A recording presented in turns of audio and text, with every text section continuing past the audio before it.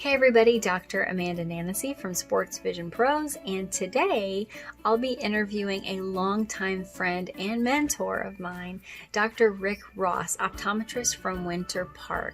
The NBA has selected him to be the medical eye care provider for the NBA this year while they're in Orlando for the 2020 season.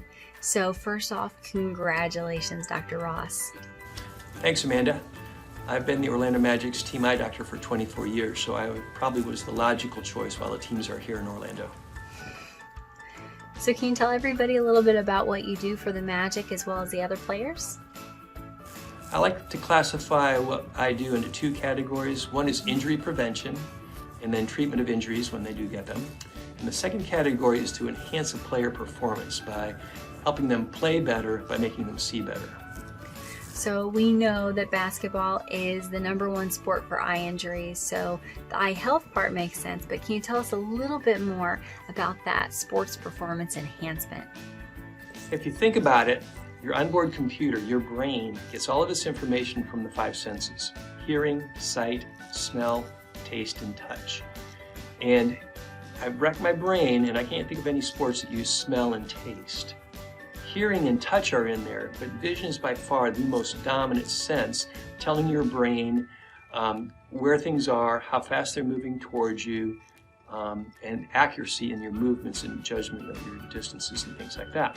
So two of the skills that are really big into basketball that are easy to think about are, one is peripheral vision, which is court sense, where you are on the court, where your teammates are, where your opponents are, and movements of those players in different positions too. And then the other one really big is depth perception. Depth perception is how well you see distances. So if you're shooting, that's such a big thing. How far away, how hard do I have to push that ball to make it have the right arc and go the right distance so it falls right into the hoop. And both of those skills can be enhanced.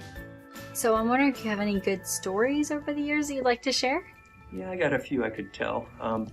We had one player who would come in all the time. He played under the basket, so he actually got a lot of corneal abrasions. He'd get elbows in his eyes and things like that. So we were seeing him quite often. And every time he came, he'd drive a different car. He drove a Bentley, he had a Mercedes. So one time he was in here and I said, "How many cars do you have?" And he said, "A lot." I said, "How many is a lot?"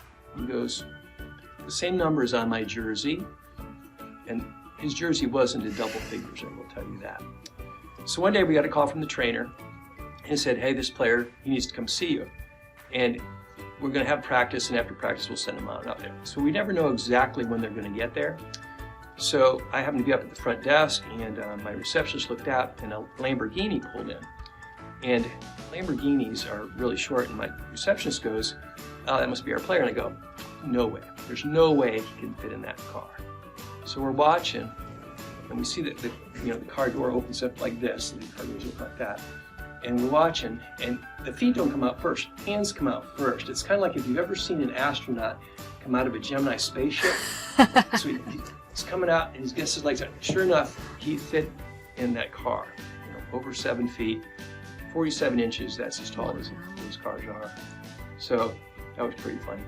We had another player who came in. Every time he'd come, he was driving a tricked out Escalade. And one time he came, his wife had driven him, and they had a BMW SUV. And I asked him, "Hey, how do you like that car?" Because I was thinking of maybe getting that car myself.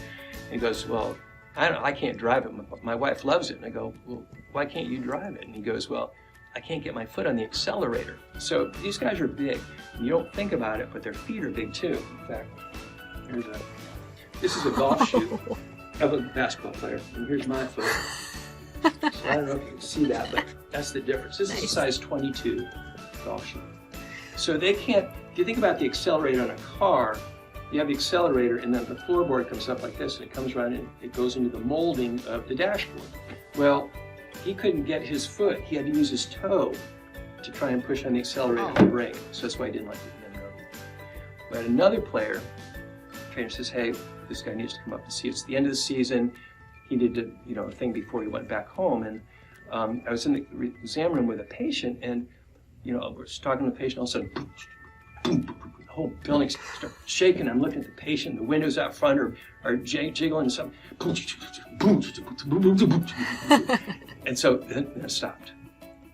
And so the player came in, and he actually needed a contact, a specialty contact actually. So I actually ordered him a special contact overnight for it to come the next day. So the next day, he comes, I'm in the exam room with another patient, all of a sudden, the whole shakes, the place is shaking, and the patient's looking at me, I go, don't worry, it's gonna stop in a minute. And that's silent, everything's stopped. So I gave him the contact, he was leaving at the end of the week, and I said, okay, I want you to wear this contact for a few days, come back and let me check it on you, make sure that it fits right, if you need to tweak it or anything like that. And so he comes back towards the end of the week, and I check it out, and everything looks good. So he's leaving, and he leaves, and I notice as he's gone that I have his Orlando address, but I don't have his address at home, in Nashville, by the way.